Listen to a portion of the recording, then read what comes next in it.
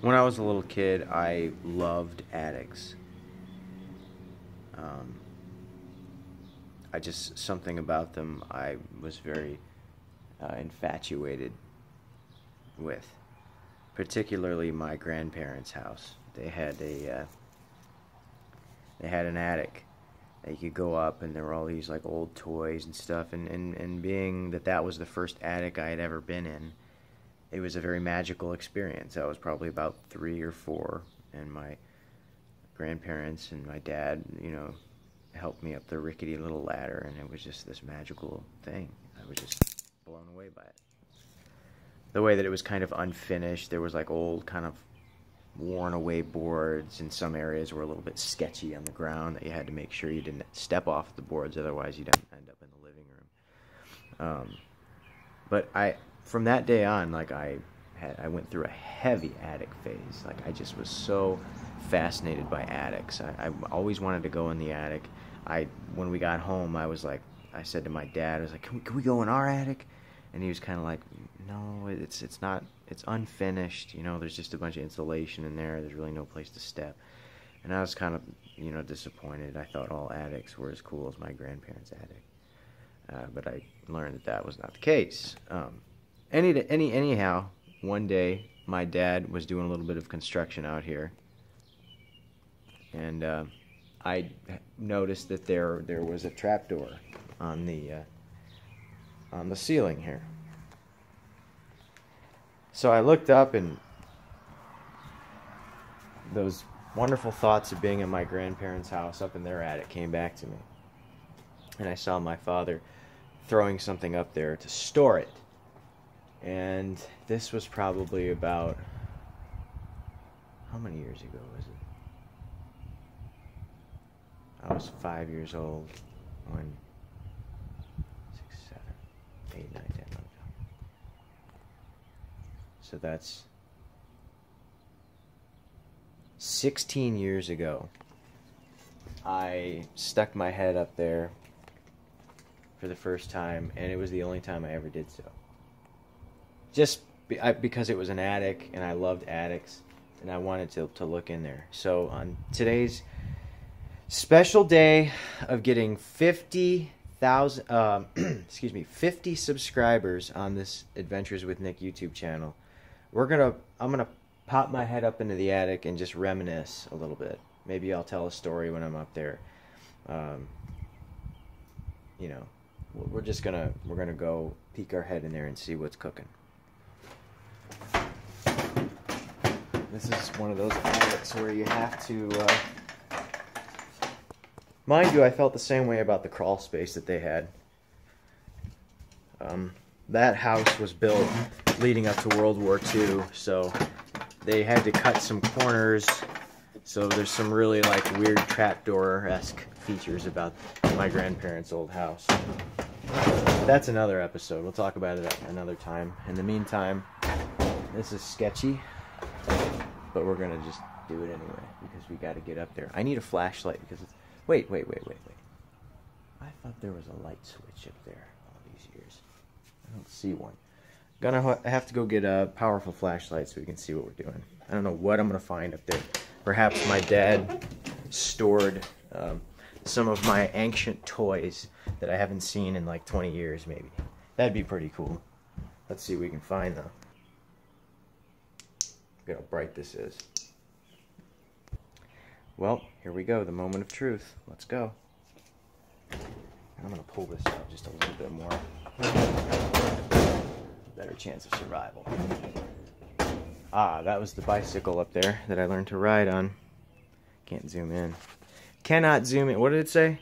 Cannot zoom in or out in this mode. That's a little bicycle. A teaser of some of the similar things that we could find up in this attic. This is going to be so cool, I think. No idea what's up here. I think there's a hula hoop. I vaguely remember my dad, like I was sitting over there when I was a child, and I saw my dad like kind of throwing a hula hoop up here. So, I wonder if it's still there. We're going to find out right now. Oh, this is so heavy. not left-handed. Oh. Oh, shoot. My goodness. It's kind of big up there. Let's go take a look. I wonder if I can just... Alright. Hot up here. Oh my gosh. This is it. This is it. I don't see anything up here at all. There is a, it appears to be a plywood board there. Let's see if we can turn around without getting killed. Oh, this is obviously the top, but just a bunch of wires. Look at that. This is already a little bit disappointing. There's nothing up here at all. Just a bunch of areas where mice have made nests. Wow. Let's see what this is. Oh, there's nothing here. Nothing here. Well, I'm very disappointed right now. It's really hot up here. So let's tell a story real quick. What genre shall we tell?